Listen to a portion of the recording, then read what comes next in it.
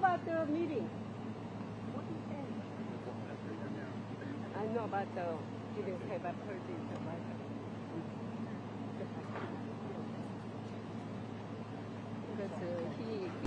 It's an honor to be with President Lee of South Korea. We've known each other and gotten along very well. We have some additional trade because I hear they want to renegotiate the deal, but that's okay. I don't mind that. That doesn't mean they're going to get anything, but I don't mind. But we're going to have some very serious discussions about different things, including trade, where we do a lot of trade with South Korea, as you know. We are thinking about contracting some ships. They build them very well in South Korea. They're also thinking about coming to our country with some shipyards to start us on the process of building ships again. You know, at World War II, we'd build a ship a day. And today we don't build ships anymore, which is ridiculous. We're going to start that again. But we were like you. We were building ships all the time for everybody. And presidents and people allowed that to slip by. And now we buy ships, but we're going to be buying ships from South Korea, but we're also going to have them make ships here with our people, using our people. And we're going to go back into the shipbuilding business again, because really, essentially, we don't build ships anymore, which is ridiculous how that ever happened. But we were the best at it, and you can take a look at World War II in particular, where we were doing virtually a ship a day. And it's hard to believe these were tankers and different kinds of ships, but we were very active. And you see a lot of those shipyards sitting there idle, but they're not so idle anymore. And you're going to come in also, and you're going to be doing a lot of ships in this country, so I look forward to that. But we have a lot of other trade things. They're a big purchaser of our military equipment. We make the best military equipment in the world. And you saw that recently with take a look at what we did with the B-2 bomber, which you have one right there. They gave that to me. I guess the company gave that to me. The B-2 bomber was so successful in what took place in the little excursion that we made, 36 hours, and it wiped out the, nobody's ever seen anything like it. 36 hours back and forth. Not a thing went wrong, not a screw was missing, not a bolt was missing, not a plane had not even a little bit of a problem. And we actually had 52 tankers. We had many planes, but you know, you looked at the B-2, the way they handled that. Every single bomb hit its target. So they understand that. We make the best military equipment in the world, and South Korea is a big buyer of military equipment. And we're going to talk about that also. And we have many things to talk about, and I look forward to it. And it's a great honor to be with you, and congratulations on your election. That was a big one, and we're with you 100%. Thank you. 네, 이재명 대통령님 오늘 백악관에 오신 것을 진심으로 환영합니다. 우리 그 양국 정상들 사실 서로 잘 알고 있습니다. 지금까지도 잘 지내고 있습니다. 제가 알기로는 한국 측에서 어떤 추가적인 그런 그 관세 협상에 대해서 좀 관심이 있다고 하는데 괜찮습니다. 뭐 원한다고 다 줄 것은 아니지만 그렇다고 그 요청하는 것은 받아들이겠습니다. 오늘 우리는 여러 가지 주제를 다룰 예정입니다. 일단은 먼저 무역에 대해서 얘기를 할 것입니다. 한국은 상당한 많은 그런 무역량을 미국과 함께 하고 있습니다. 그 외에 또 선박 계약, 특히 한국은 조선업이 상당히 성공적으로 유지가 되고 있습니다. 그래서 조선소라든지 선박 건조에 대해서 우리는 많은 얘기를 나눌 것입니다. 사실 미국은 제2차 세계대전 때 선박을 하루에 1개씩 건조하는 그런 굉장히 성공적인 선박업을 운영하고 있었습니다. 그런데 이제 미국은 선박이 굉장히 아주 폐쇄한 그런 상황입니다. 하지만 이제 우리가 한국에서 선박을 구매해야 되겠죠. 그렇지만 앞으로 한국과의 협력을 통해서 미국에서 선박이 다시 건조되기를 바라고 있습니다. 그럼으로써 또 미국의 조선업을 한국과 협력해서 부흥하는 그러한 기회를 갖게 되기 바랍니다. 아까도 말씀드렸습니다만 제2차 세계대전 때 미국은 하루에 1개 선박을 건조했습니다. 그렇지만 지금 미국의 조선선은 상당히 황폐해져 있는 상황입니다. 그렇지만 한국이 와서 우리가 함께 재건하기 바랍니다. 또 하나 우리가 의논해야 될 일은 군사장비 구매에 대한 것입니다. 미국은 세계 최고의 군사장비를 만듭니다. B-2 버머 같은 것은 보셨겠지만 굉장히 성공적이었습니다. 이번에 최근에 그런 작전에서 이 B-2 버머가 왕복 36시간을 비행을 했는데 전혀 아무런 문제 없이 임무를 마치고 성공적으로 다시 돌아온 것입니다. 거기는 또 52개의 탱커도 들어갔습니다. 하지만 어쨌든 그 괌이라든지 추격기 최고의 군사 장비를 가지고 있습니다. 한국이 이러한 미국의 아주 뛰어난 군사 장비를 많이 구매할 것을 기대하고 있습니다. 오늘 다시 한번 이재명 대통령을 백악관에 모시게 된 것을 매우 영광으로 생각합니다. 그리고 그 전에 아주 선거에 이긴 것을 다시 한번 축하드립니다. 감사합니다. 네, 대통령님 감사드립니다. 이렇게 시간을 내주셔서 우리 대한민국 국민을 대표해서 감사 말씀을 드리면서 우리 대통령께서 이 오벌 오피스를 새로 꾸미고 있다는데 정말로 밝고 황금색으로 빛나는 게 정말 보기 좋습니다. 품격이 아주 있어 보이고 미국의 새로운 번영을 상징하는 것 같습니다. Mr. President, let me begin by thanking you on behalf of the Korean people. I would like to thank you for giving your time for today's meeting. And I heard that you recently redecorated the Oval Office, and I would like to say that it looks very bright and beautiful, and it has the dignity of America, and it symbolizes the new future and prosperity of America. 미국을 다시 위대하게 만드는 것이 우리 대통령님의 꿈인데 미국이 다시 위대하게 변하고 있는 것 같고 그게 다우존스 지수에서도 그게 나타나는 것 같습니다. 제가 보니까 사상 최고치를 경신하고 있던데 오늘은 잠깐 조정되고 있지만 아주 훌륭하게 미국이 다시 위대해지고 있는 것 같습니다. I believe that making America great again is your goal, and I believe that that is what is currently taking place in America. And I think the most symbolic thing of that is the Dow Jones Index, which reached a record high recently, although it went down a bit, but it reached a record high. And so I think that America is becoming great again. 말씀하신 조선 분야뿐만이 아니라 제조 분야에서 르네상스가 이루어지고 있고 그 과정에서 대한민국도 함께 하게 되길 기대합니다. So I believe that there is a renaissance taking place not only in the shipbuilding sector but also in the manufacturing industry, and I hope that Korea can be a part of that renaissance. 그리고 또 한 가지 제가 꼭 말씀드려야 될 것이 대통령님의 평화를 지키는 기간의 미국의 역할을 넘어서서 새롭게 평화를 만들어가는 피스메이커로서의 역할이 정말로 눈에 띄는 것 같습니다. And one thing that I wanted to say to you is that America's role not as a keeper of peace, but a maker of peace, is being more is emerging more evidently. 유럽, 아시아, 아프리카, 중동 여러 곳에서의 전쟁들이 이제는 트럼프 대통령님의 역할로 휴전하고 평화가 찾아오고 있습니다. Many wars in Europe, in Asia, in Africa, and in the Middle East are coming to peace because of the role that you are playing. 세계 지도자 중에 전 세계의 이런 평화 문제에 대통령님처럼 이렇게 관심 가지고 실제로 성과를 낸 경우는 처음으로 보이십니다. So among the many world leaders, I believe that you are the only leader who has made such accomplishments. 그리고 가급적이면 전 세계에서 유일하게 분단 국가로 남아있는 한반도에도 평화를 좀 만들어 주셔서 김정은과도 만나시고 북한에 트럼프 월드도 하나 지어서 거기서 저도 골프도 칠 수 있게 해주시고 그래서 전 세계가 인정하는 정말 세계사적인 평화의 메이커로서의 역할을 꼭 해주시기를 기대합니다. And I would like to mention that the only remaining divided nation in the world is the Korean Peninsula, and I would like to ask for your role in establishing peace on the Korean Peninsula. So I look forward to your meeting with Chairman Kim Jong-un and construction of a Trump Tower in North Korea and playing golf at that place. 아마 기다리고 있을 것 같습니다. 다시 한 번만. 기다리고 있을 것 같습니다. So I believe he will be waiting for you. 그리고 마지막으로 든든한 한미 동맹을 기반으로 대한민국이 성장 발전해 왔고 앞으로도 이 한미 동맹을 군사 분야뿐만이 아니라 경제 분야 또 다른 과학 기술 분야까지 다 확장해서 미래형으로 발전시켰으면 좋겠습니다. Korea was able to attain economic growth and development through our ironclad alliance.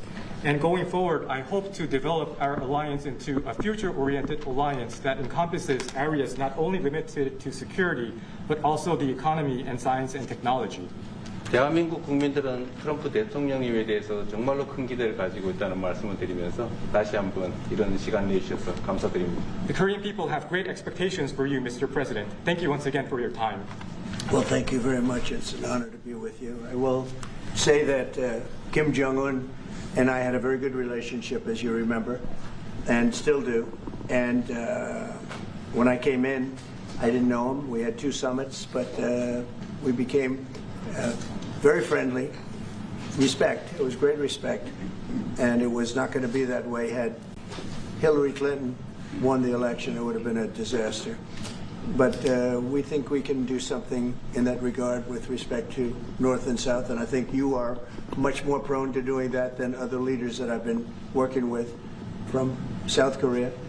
And we'll work on that. I think it's very good to work on that. If you remember, you were doing the Olympics, and there was a great time of hostility with North Korea, and you weren't selling tickets because nobody wanted to be blown up in the stadium during the opening ceremonies, right?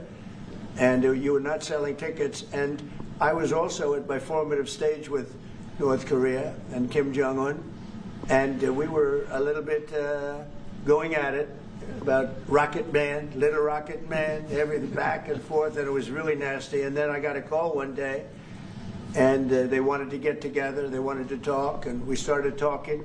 And then he said really brilliantly, he said, you know, the Olympics is going to be opening very soon, and we'd like to be a part of it. They actually put teams in it. You got along great. And by the way, immediately upon that phone call, you started selling tickets, and it turned out to be a tremendous success. So it went from being empty stadiums because people were afraid to go, because it was a target potentially, to a great success. And I was very proud of that. You had one of the most successful Olympics, and now we have the Olympics coming to the U.S., so we're very happy about that. But that was a great honor to get involved and make the Olympics so successful. 네, 대단히 감사합니다. 다시 한번 모시게 돼서 영광이라고 말씀드리겠습니다. 제가 김정은 위원장과 굉장히 좋은 관계를 가지고 있습니다. 그리고 현재도 매우 좋은 관계가 있습니다. 내가 처음에 취임하고 난 다음에 2번의 정상회담을 김정은 위원장과 함께 했고 상당히 친해졌고 또 더 중요한 것은 둘 다 존경심을 서로에게 가지고 있다는 것입니다. 만일 힐러리 클린턴이 대통령으로 당선했다면 절대 그러한 상황까지 이루지 않았을 것입니다.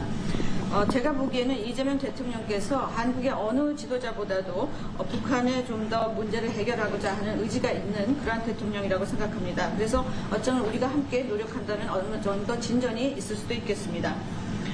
사실 그 한국에서 올림픽이 열렸을 때 북한 때문에 많은 사람들이 올림픽 표를 사지 않는 그런 현상이 생겨났었습니다. 그런데 김정은 위원장이 그때 사실은 김정은 위원장과 초기에는 제가 별로 사이가 좋았던 것은 아닙니다. 서로 라켓맨이라고 부르면서 주고받는 그러한 그 해프닝도 있었습니다. 그런데 어느 날 통화를 시작하게 되었고 통화를 하면서 그가 얘기를 했습니다. 한국에서 올림픽이 곧 열리는데 우리 그 북한도 참가하겠다. 그렇게 얘기를 했습니다. 그리고 그 통화 직후에 올림픽표가 많이 팔리기 시작했습니다. 그리고 한국의 올림픽은 올림픽 역사상 가장 성공적인 올림픽으로 지금 기록되고 있습니다. 또 우리 미국도 곧 올림픽을 주최할 예정입니다. 그래서 우리도 미국에서 성공적인 그런 올림픽을 주최할 계획을 가지고 있습니다. 김정은 위원장 말씀을 하셔서 그런데 사실 대통령님 덕분에 이 북한하고 이 한반도 관계가 매우 안정적이었습니다. 그런데 사실 그 이후 대통령께서 미국 정치에서 잠깐 물러서 있는 그 사이에 사실은 북한의 미사일도 많이 개발됐고 핵폭탄도 많이 늘어났고 진척된 것 없이 한반도 상황은 정말로 많이 나빠졌죠. Mr. President, you mentioned about Chairman Kim, and thanks to your efforts when you were in office during your first term, the situation on the Korean Peninsula was stable. But during the hiatus where you were out of office, North Korea developed further its nuclear and missile capabilities, and that led to a deterioration on the situation of the Korean Peninsula. And they wouldn't have done that. They would not have done that if I were president. That 내가 was not going to 만약에 happen. 대통령이 당선되었다면 그런 일이 일어나지 않았을 것입니다. 전적으로 공감합니다. I completely agree with you. 그래서 지금 얼마 전에 김여정이 미국과 저를 비난하는 발언을 할 때도 대통령과 김정은 위원장의 특별한 관계에 대해서는 의심하지 않는다 이런 표현을 했습니다. 기다리고 있다는 뜻으로 보여졌습니다. So when Kim Yo-jong, the deputy director of the Workers' Party of Korea, issued a statement denouncing South Korea, she mentioned about the good relation, the not bad relationship between you and Chairman Kim Jong-un, and I believe that this is a sign that North Korea is waiting. 한반도의 평화의 새 길을 꼭 열어주시기 바랍니다. So I hope that you will usher in a new era of peace on the Korean Peninsula. I will do that, and we'll have talks. He'd like to meet with me. He didn't want to meet with Biden because he had no respect for Biden, but we look forward to meeting with him, and we'll make relations better. You'll help that. You had a lot of leaders. I've gone through a lot of leaders in South Korea. You know, it's been quick. You'll be there for a long time. But we, in the various leaders that I've dealt with, they were not approaching it properly, in my opinion, having to do with North Korea. But I think your approach is a much better one. 네, 그렇게 하도록 하겠습니다. 김 위원장이 바이든 전 대통령을 만나고 싶죠 하지는 않았지만 말은 만나고 싶어 할 것 같습니다. 그래서 그런 그 시도를 하겠고요. 내가 한국의 지도자들을 여러 번을 만나봤는데 제 개인적인 생각으로는 대북 정책이 그렇게 적절하지 않지 않았나 하는 생각이 듭니다. 그래서 이 대통령께서 그 적절한 대북 정책을 통해서 좀 더 그 진전이 있었으면 하는 생각입니다. 저의 관여로 남북 관계가 잘 개선되기 쉽지 않은 상태인데 실제로 이 문제를 풀 수 있는 유일한 인물이 트럼프 대통령이십니다. So resolving this issue through my engagement is not an easy thing. And the only person that can make progress on this issue is you, Mr. President. 대통령께서 피스 메이커를 하시면 저는 페이스 메이커로 열심히 지원하겠습니다. So if you become the peacemaker, then I will assist you by being a pacemaker. That's good. We can do big progress, I think, with North Korea. Absolutely. 네, 북한에 대해서 큰 진전을 함께 이루어 나갈 수 있다고 믿습니다. 감사합니다. Okay, thank you very much. Thank you very much. Good job. Okay, questions, please?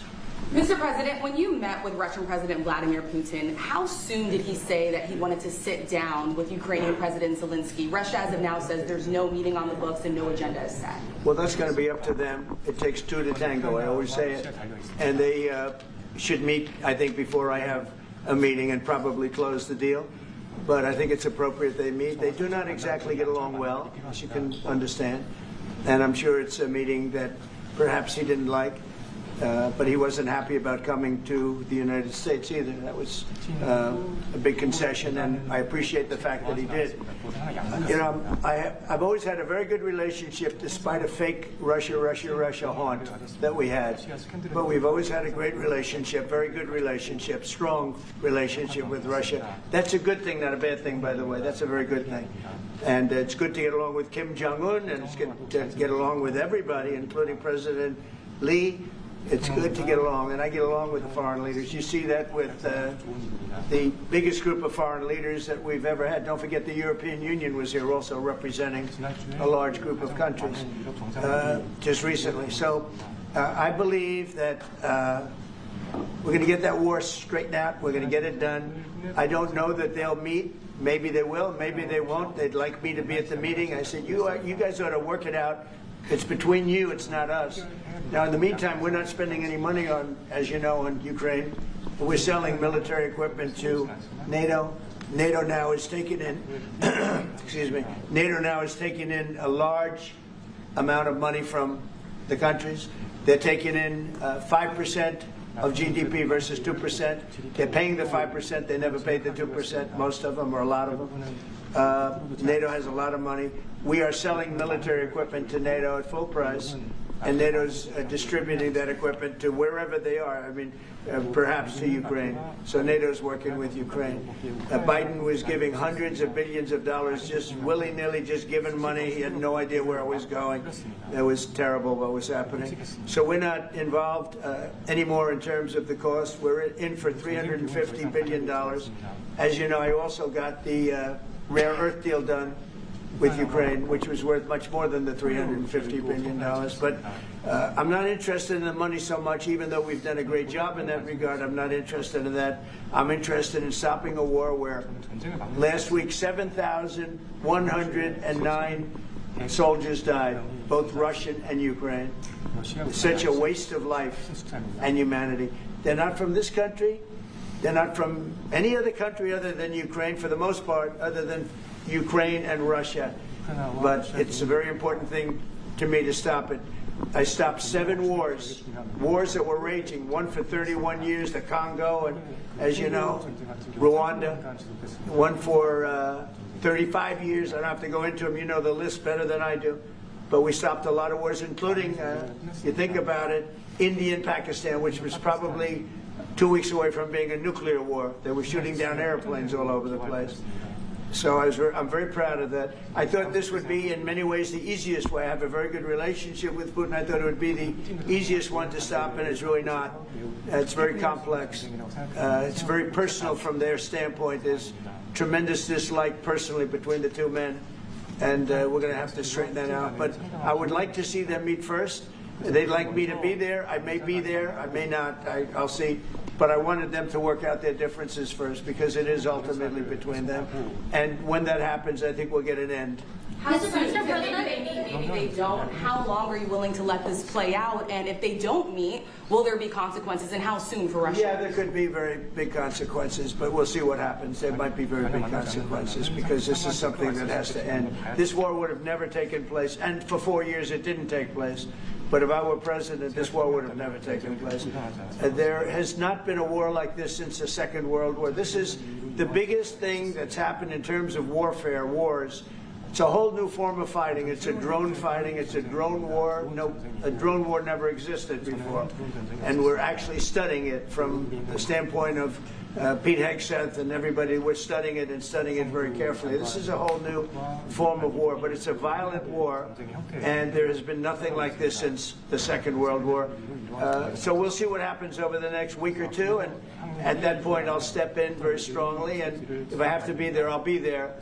And we'll either have a deal or we won't. But a lot of people are dying, and I want to get us... Mr. President, Kim Jong-un wants to meet. When do you want to meet with him? With who? You said the North Korean leader wants to meet. How soon would you? Yeah, we want to have a meeting. I like to have a meeting. I got along great with him. You know, you were there. We even had a press conference. He had his first press conference. Kim Jong-un had a press conference. This was a little different press conference. I said, have you done a press conference before? No. And you know what? He did great. It was a great press conference, actually. It was historic. I doubt he's done one since. But I said, would you like to meet the fake news? Because whatever you want to do. And they came in, like you've never seen anything like it. And then he said, enough. And that was the end of the press conference. That was the end. It ended very rapidly. But I think he had a good time. I look forward to meeting with Kim Jong-un in the appropriate future. Mr. President, the United States President. Will you reduce the number of forces in South Korea so that the United States can have more flexibility in the region?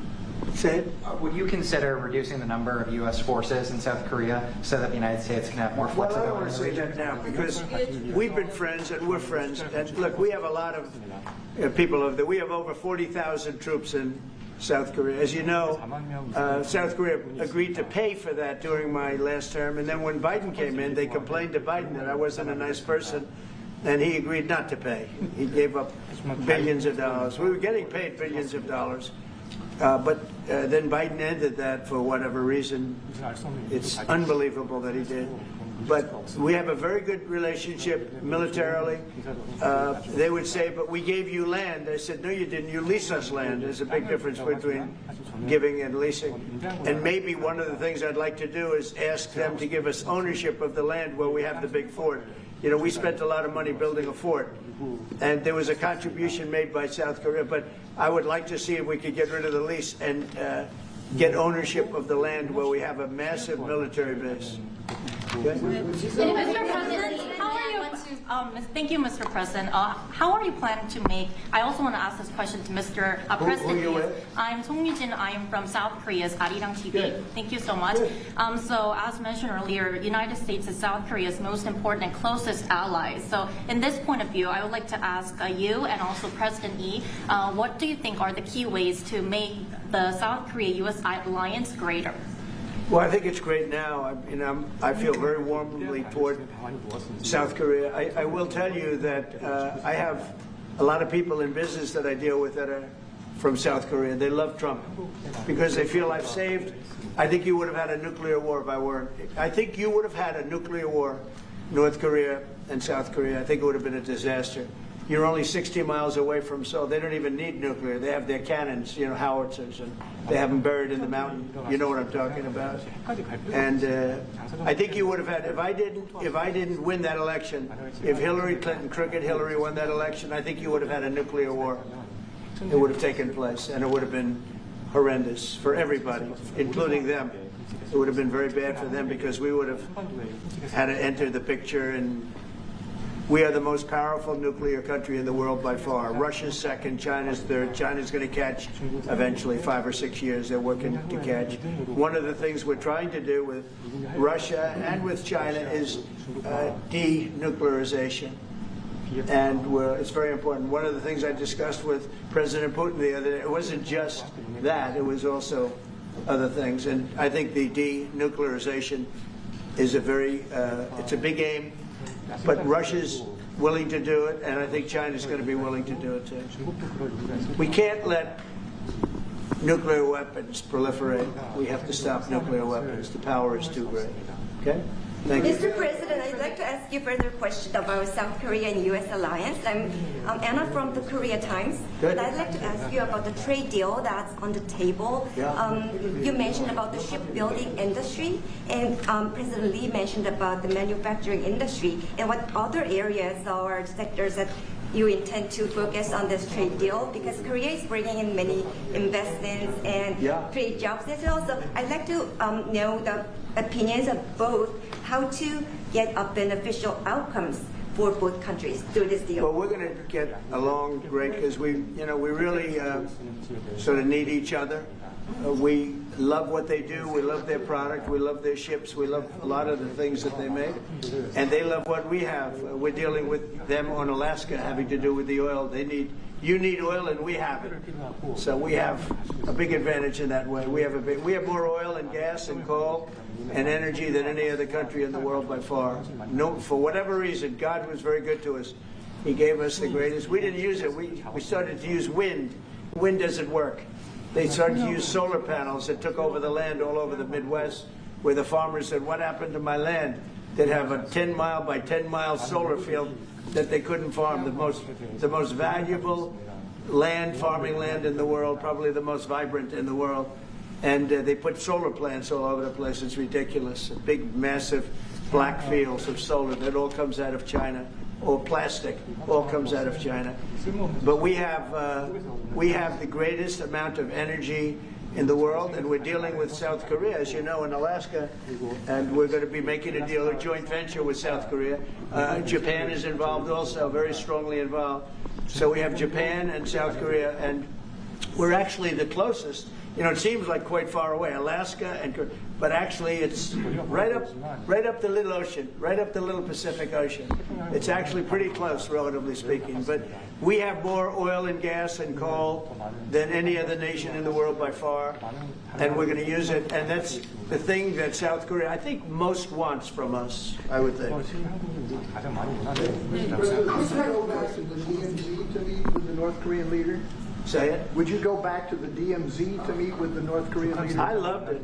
Remember when I walked across the line and everyone went crazy? Especially Secret Service, I would say they were going.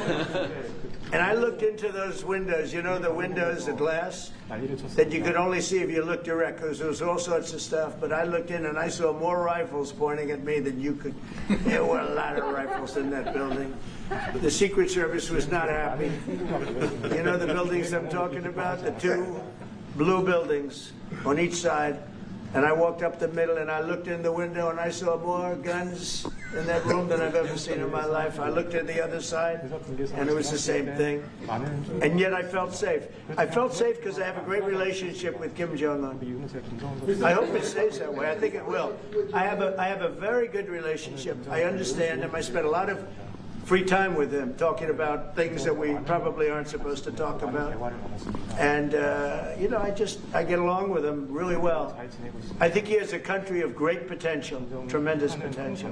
Possibly meet him this year or maybe next year? Well, I'm meeting a lot of people. I mean, it's hard to say that, but I'd like to meet him this year. President Xi would like me to come to China. It's a very important relationship. As you know, we're taking a lot of money in from China because of the tariffs and the different things, and it's a very important relationship. We're going to get along good with China. I hear so many stories about we're not going to allow their students, or we're going to allow their students to come in. We're going to allow, it's very important, 600,000 students. It's very important. But we're going to get along with China. But it's a different relationship that we have now with China. It's a much better relationship economically than it was before. With Biden, boy, what he allowed that, I mean, they just took him to the cleaners. You know the expression? They took him to the cleaners. I'm sure they have an equal expression in South Korea, but they took that guy out for a ride like nobody's ever been ridden before. Terrible. But we have a very strong relationship, Howard, I would say, economically with China now, getting much better. They have to give us magnets. If they don't give us magnets, then we have to charge them 200% tariff or something, you know. But we're not going to have a problem, I don't think, with that. I think that's perhaps behind us. You know, China intelligently went and they sort of took a monopoly of the world's magnets. And nobody needed magnets until they convinced everybody 20 years ago, let's all do magnets. There were many other ways that the world could have gone. But so it'll take us probably a year to have them. We're heavy into the world of magnets now, only from a national security standpoint. But we have a powerful thing. It's airplane parts, and many Boeing jets.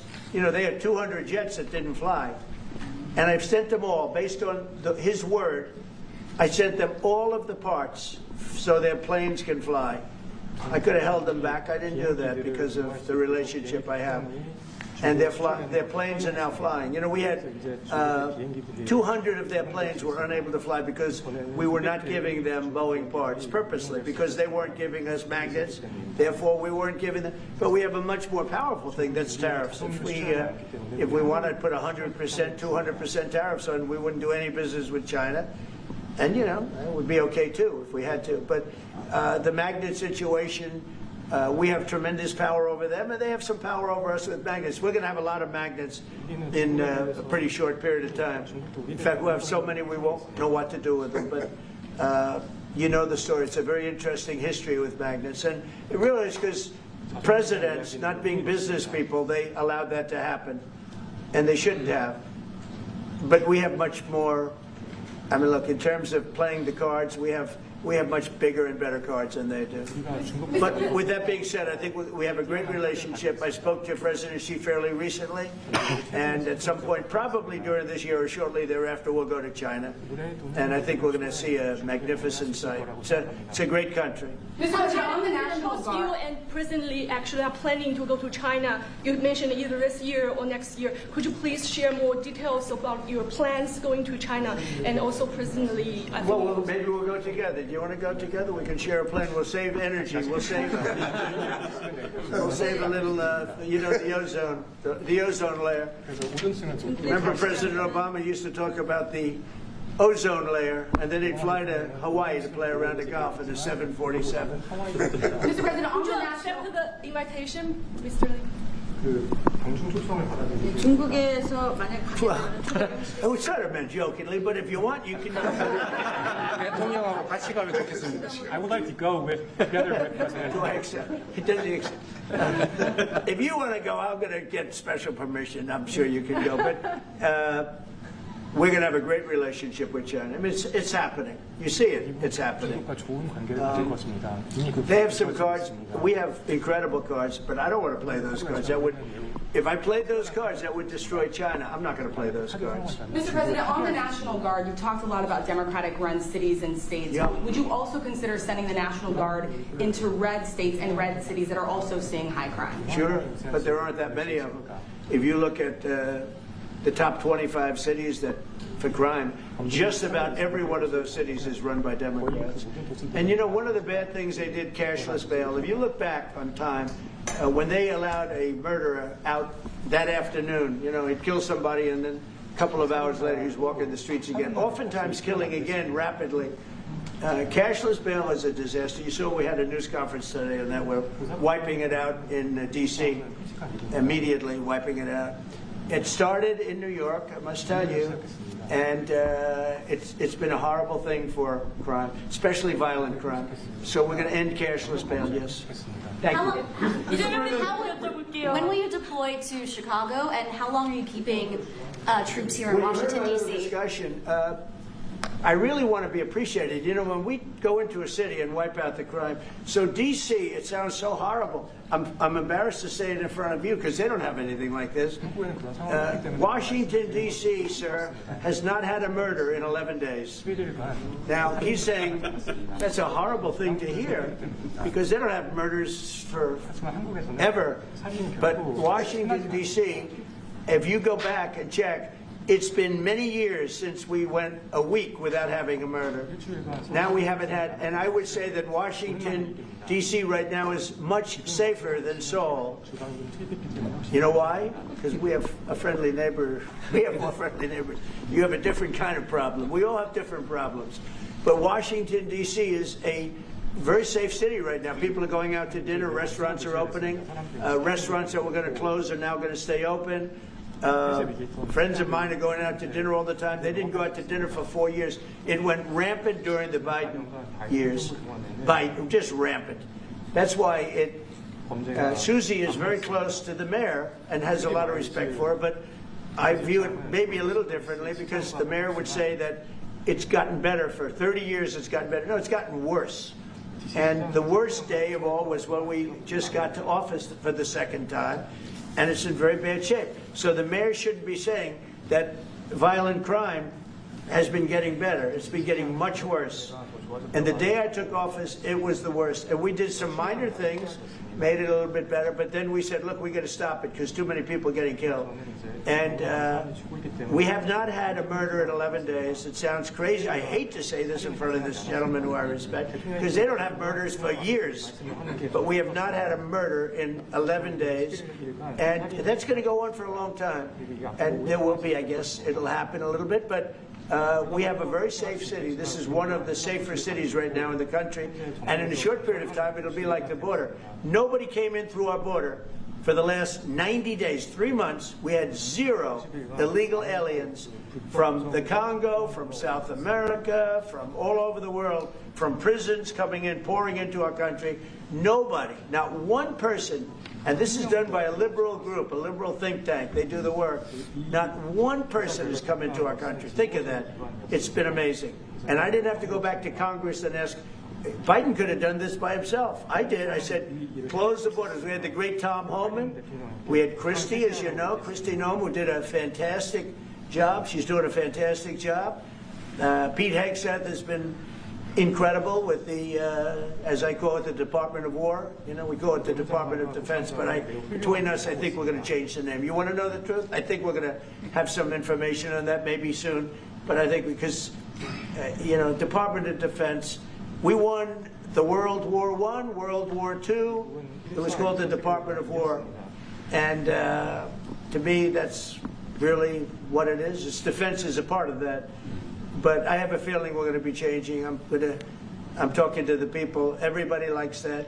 We had an unbelievable history of victory when it was Department of War. Then we changed it to Department of Defense. So that's a little thing, has nothing to do with your country, but It's something that I think you're going to be hearing about or seeing about over the next couple of weeks.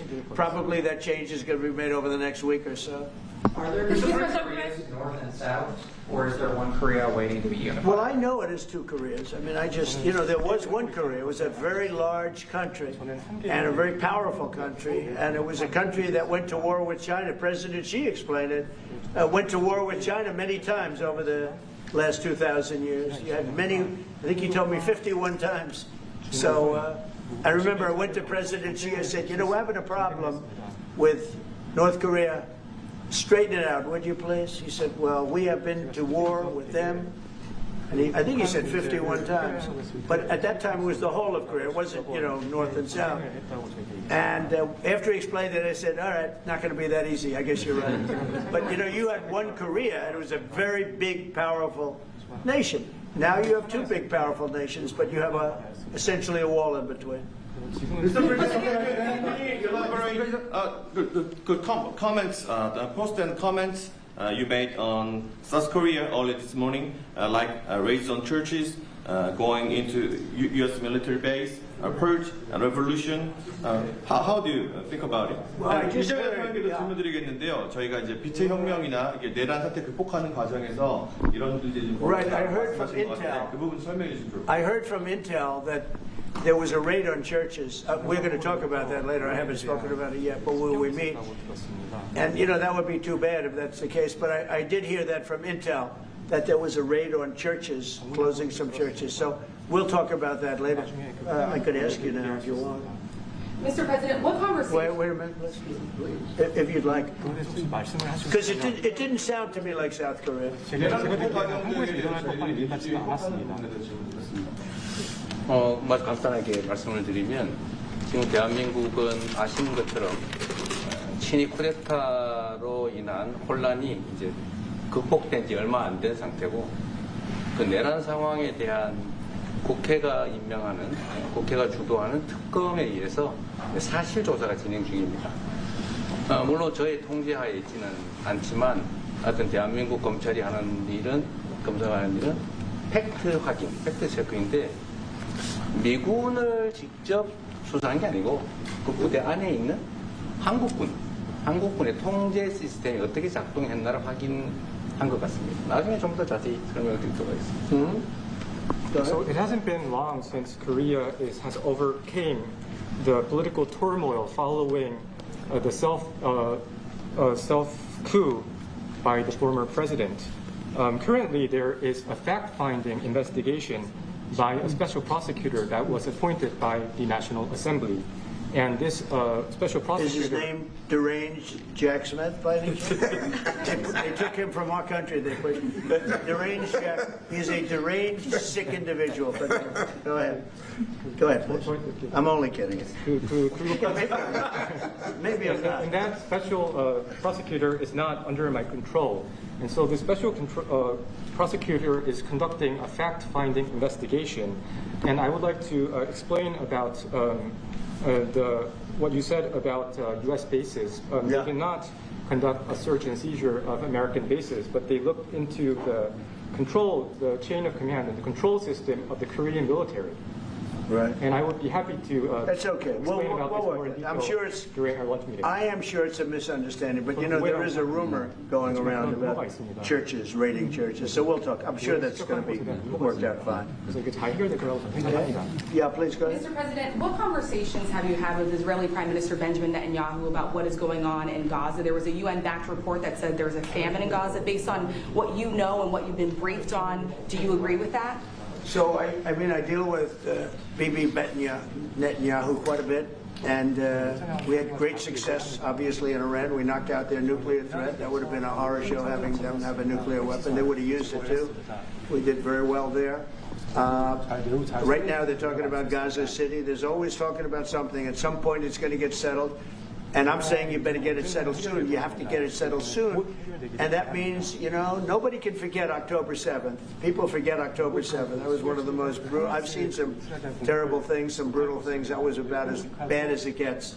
And nobody can forget that. With that being said, it's got to get over with.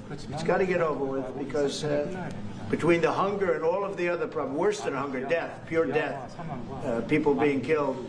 And, I'm the one that brought back the hostages, and I did it with that gentleman right there, Steve Witkoff, and with Marco. All of us, the whole team, we worked together. Even the trade people worked on it with us. And we brought back a lot of the hostages. Now we're left with, would you say 20, Steve, or would you say it's less than 20? I hope it's 20. He hopes it's 20 because some could be dead. That's what he means, I assume. Yes. So we have 20, but there's rumors that some could be dead. It's a terrible situation over there. Terrible, terrible situation. But it's coming to a head. It's coming to an end. We are sending, we sent $60 million of food over there just recently.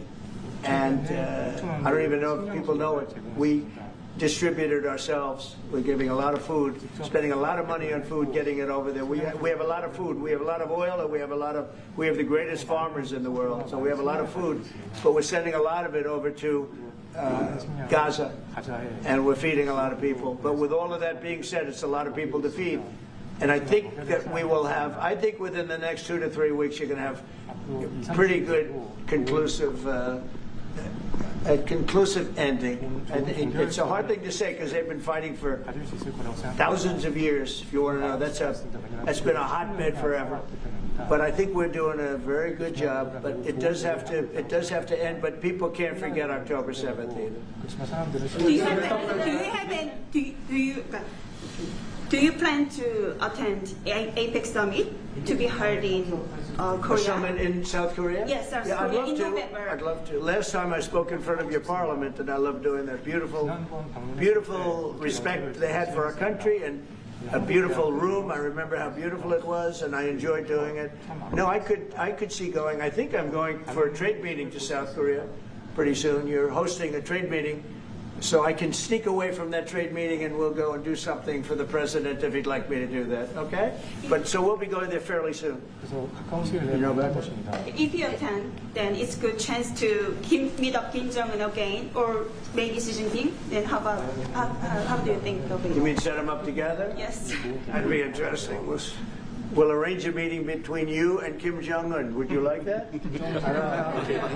That's a very tough question right now. I don't know where that question is leading. Anyway, look, I get along great with Kim Jong-un, and if whatever I can do having to do with South Korea and getting people together, you should get together, right? President? Yes, ma'am. Look at that beautiful smile. Yeah. All right. And then she'll turn out to be the worst one in the room. I want to ask about Masca project. Masca project. Yeah. Oh yeah, sure. Yeah. We're going to do that. Yeah. I think we're going to do that very strongly. We're going to have a big, within a period of, it takes a while. That's a hard one to start. Some companies you can start easily. Shipbuilding's a tough one to start, but we'll be doing that. Now, with that being said, we make the best submarines anywhere in the world. We make submarines. We're 25 years ahead of anybody else in submarines. So we do that. We do that. But we really gave up the shipbuilding industry foolishly many years ago. But we're gonna start it up again. We're gonna be making our own ships again soon. Okay, how about one or two more? Mr. President, have you been briefed on the search of John Bolton's home and office from Friday? Have you been briefed I on that? have not been briefed. No, I read it just like you did. I was never a fan of his. I thought he was stupid. I thought he was, a guy that only wanted to go into war. He liked killing people. I thought he was essentially a bad guy, but I'm not involved in that. No, you'd have to ask Pam Bondi about that. Are more raids like that coming, sir? Are more raids like the one on John Bolton's house coming? More raids? I don't know. You'd have to ask the Department of Justice. They raided my house, I can tell you that. They did a big raid on my house. They took away everything that wasn't pinned down, and they took away some of that too. No, they raided Mar-a-Lago. They started that. These were bad people that we had in our government before. They raided Mar-a-Lago. They went into my wife's area. They went into my son's area, my young son. And what they did was a disgrace. But how did it work out? I see. We're in the overall. I guess it didn't work out too well for them, did it? They are bad people. They're sick. They're sick people. And they came in with their guns into Mar-a-Lago, like 98 people. I wasn't there. Fortunately, I wasn't there. But they are very evil, very sick people, that group. And if they would have won the election, this country wouldn't exist as we know it. This country would have been a failed country. And now it's the hottest country anywhere in the world by far. We are the hottest country in the world by far. Okay. Mr. President? Yes, sir. Go ahead. Yeah. President Lee met with the Japanese Prime Minister before this summit. That's good. So is there something to discuss regarding the cooperation among South Korea, US, and Japan? I think so. Look, Japan is a great ally of us, and I had a little bit of a hard time getting you two together because you're still thinking about comfort women, right? Comfort women. That's all they wanted to talk about was comfort women. And I thought that was settled a few times over the decades. But there is an overlapping problem with that.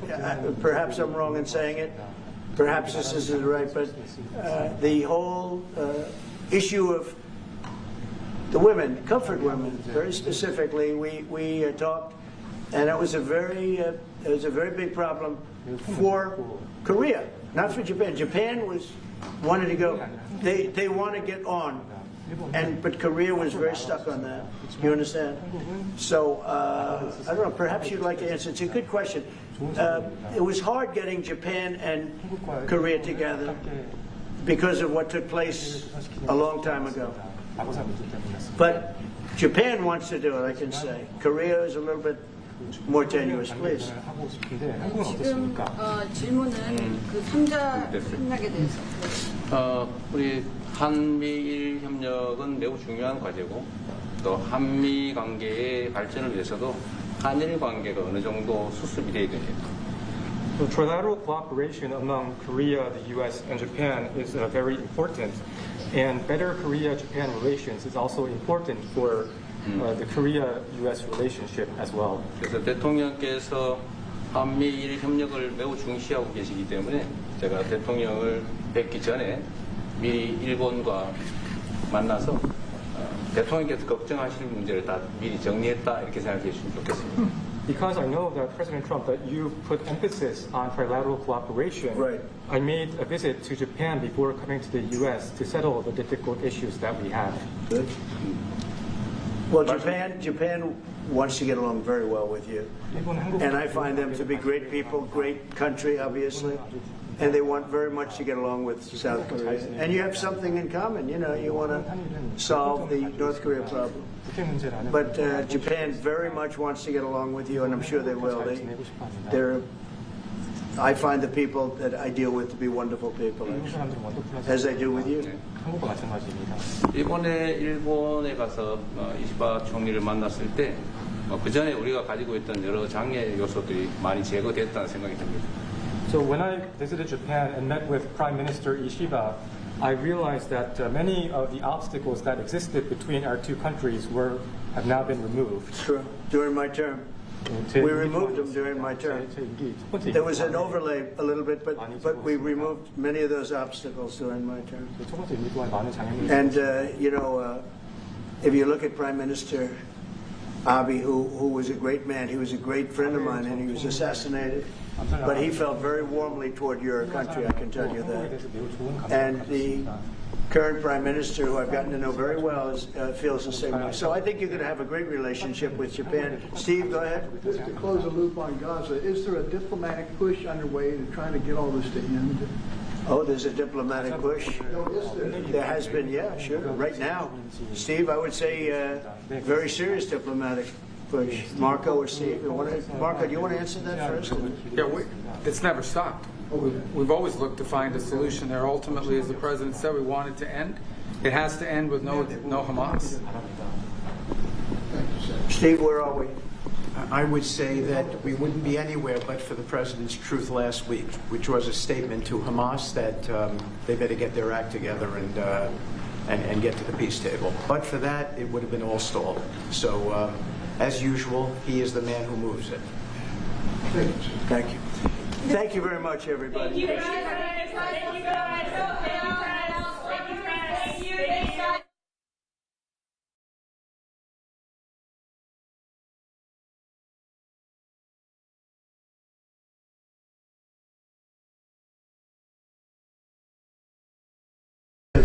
Very good crowd of the 기자단은 media. 훨씬 더 많이 온 것 같습니다.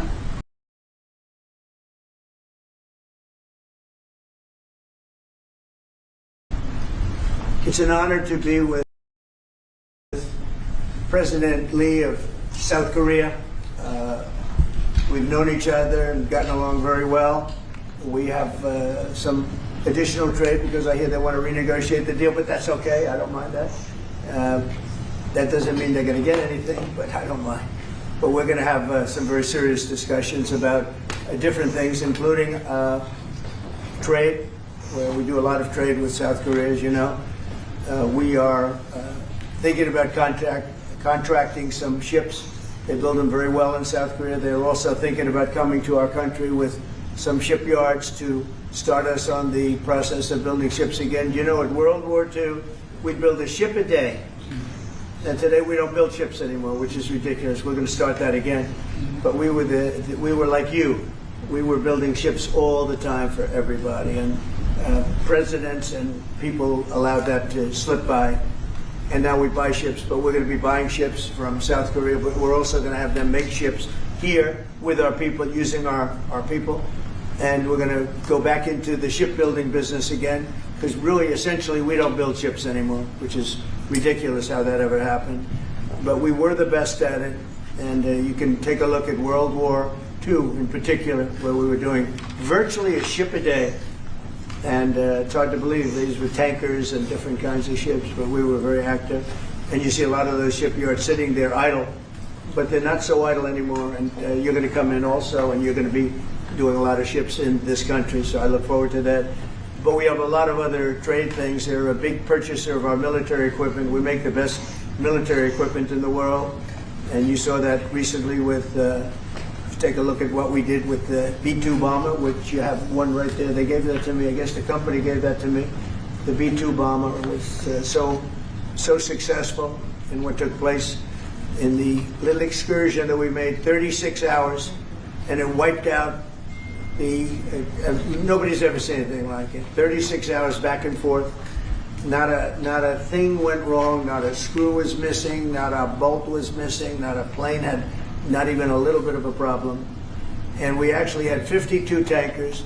We had many planes, but you know, you looked at the B-2, the way they handled that. Every single bomb hit its target. So they understand that we make the best military equipment in the world, and South Korea is a big buyer of military equipment. And we're going to talk about that also. And we have many things to talk about, and I look forward to it. And it's a great honor to be with you, and congratulations on your election. That was a big one, and we're with you 100%. Thank you. 미국을 다시 위대하게 만드는 것이 우리 대통령님의 꿈인데, 미국이 다시 위대하게 변하고 있는 것 같고, 그게 다우존스 지수에서도 그게 나타나는 것 같습니다.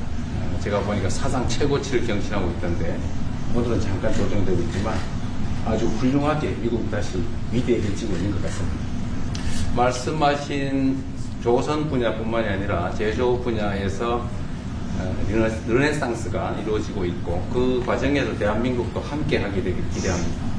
그리고 또 한 가지 제가 꼭 말씀드려야 될 것이, 대통령님의 평화를 지키는 기간의 미국의 역할을 넘어서서 새롭게 평화를 만들어가는 피스메이커로서의 역할이 정말로 눈에 띄는 것 같습니다. 유럽, 아시아, 아프리카, 중동 여러 곳에서의 전쟁들이 이제는 트럼프 대통령님의 역할로 휴전하고 평화가 찾아오고 있습니다. 세계 지도자 중에 전 세계의 이런 평화 문제에 대통령님처럼 이렇게 관심 가지고 실제로 성과를 낸 경우는 처음으로 보입니다. 그리고 가급적이면 전 세계에서 유일하게 분단 국가로 남아있는 한반도에도 평화를 좀 만들어 주셔서 김정은과도 만나시고, 북한에 트럼프 월드도 하나 지어서 거기서 저도 골프도 칠 수 있게 해주시고, 그래서 전 세계가 인정하는 정말 세계사적인 평화의 메이커로서의 역할을 꼭 해주시길 기대합니다. 기다리고 있을 것 같습니다. I believe he will be waiting for you.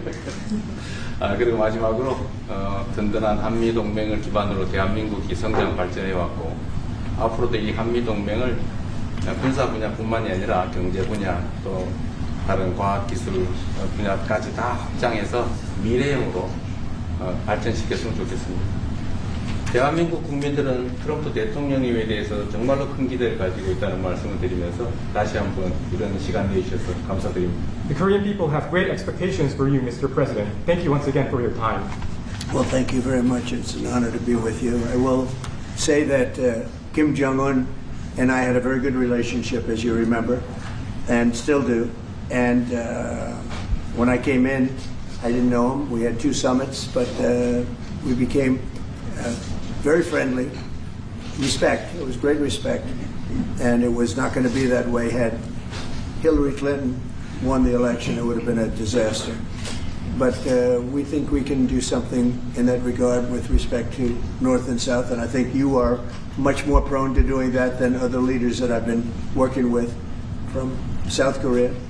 And we'll work on that. I think it's very good to work on that. If you remember, you were doing the Olympics, and there was a great time of hostility with North Korea, and you weren't selling tickets because nobody wanted to be blown up in the stadium during the opening ceremonies, right? And you were not selling tickets. And I was also at my formative stage with North Korea and Kim Jong-un, and we were a little bit going at it about Rocket Man, Little Rocket Man, every back and forth, and it was really nasty. And then I got a call one day, and they wanted to get together, they wanted to talk, and we started talking. And then he said really brilliantly, he said, you know, the Olympics is going to be opening very soon, and we'd like to be a part of it. They actually put teams in it. You got along great. And by the way, immediately upon that phone call, you started selling tickets, and it turned out to be a tremendous success. So it went from being empty stadiums because people were afraid to go, because it was a target potentially, to a great success, and I was very proud of that. You had one of the most successful Olympics, and now we have the Olympics coming to the U.S., so we're very happy about that. But that was a great honor to get involved and make the Olympics so successful. 김정은 위원장 말씀을 해서 그런데 사실 대통령님 덕분에 이 북한하고 이 한반도 관계가 매우 안정적이었습니다. 그런데 사실 그 이후 대통령께서 미국 정치에서 약간 물러서 있는 그 사이에 사실은 북한의 미사일도 많이 개발됐고 핵폭탄도 많이 늘어났고 진척된 것도 없이 한반도 상황은 정말로 많이 나빠졌죠. And they wouldn't have done that. They would not have done that if I were president. That 내가 was not going to 만약에 happen. 대통령이 당선되었다면 그런 일이 일어나지 않았을 것입니다. 전적으로 공감합니다. I completely agree with you. 그래서 지금 얼마 전에 김여정이 미국과 저를 비난하는 발언을 할 때도 대통령과 김정은 위원장의 특별한 관계에 대해서는 의심하지 않는다 이런 표현을 했습니다. 기다리고 있다는 뜻으로 보여졌습니다. 한반도의 평화의 새 길을 꼭 열어주시기 바랍니다. So I hope that you will usher in a new era of peace on the Korean Peninsula. I will do that, and we'll have talks. He'd like to meet with me. He didn't want to meet with Biden because he had no respect for Biden, but we look forward to meeting with him, and we'll make relations better. You'll help that. You had a lot of leaders. I've gone through a lot of leaders in South Korea. You know, it's been quick. You'll be there for a long time. But we, in the various leaders that I've dealt with, they were not approaching it properly, in my opinion, having to do with North Korea. But I think your approach is a much better one. 저의 관여로 남북 관계가 잘 개선되기 쉽지 않은 상태인데 실제로 이 문제를 풀 수 있는 유일한 인물이 트럼프 대통령이십니다. 대통령께서 피스 메이커를 하시면 저는 페이스 메이커로 열심히 지원하겠습니다. So if you become the peacemaker, then I will assist you by being a pacemaker. That's good. We can do big progress, I think, with North Korea. Absolutely. 네, 북한에 대해서 큰 진전을 함께 이루어 나갈 수 있다고 믿습니다. Okay, thank you very much. Thank you very much.